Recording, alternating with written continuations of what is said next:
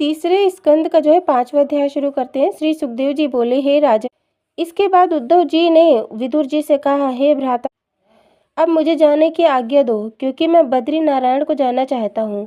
भक्त उद्धव के यह वचन सुनते ही विदुर जी के नेत्र जल से भर आया।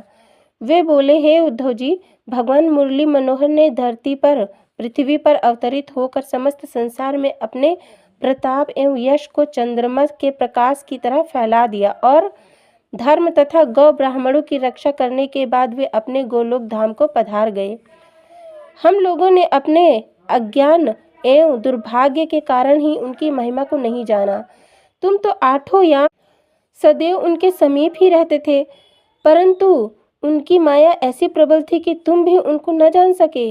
इस कारण निश्चय ही यह जानना चाहिए कि भगवान श्री नंद नंदन की कृपा के बिना उनके कर्म को कोई नहीं जान सकता है।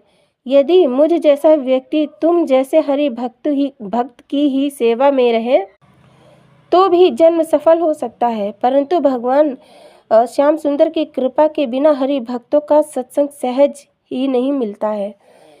किसी पूर्व जन्म के पुण्य के कारण ही मुझे यहाँ तुम जैसे हरि भक्त के दर्शन मिले हैं।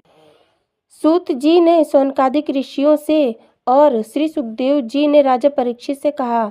इस तरह आपस में बातचीत करने के बाद उद्धव जी ने विदुर जी से विदा होकर बद्री का आश्रम को प्रस्थान किया और वहां पहुंचकर भगवान श्री श्याम सुंदर श्री कृष्ण के चरण कमलों का स्मरण करते हुए योगाभ्यास द्वारा अपना देह त्याग कर भगवान के परम धाम को प्राप्त किया।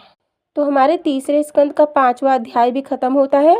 अब अगले भाग में हम 6ठा अध्याय शुरू करते हैं। ठीक है। जय श्री कृष्ण।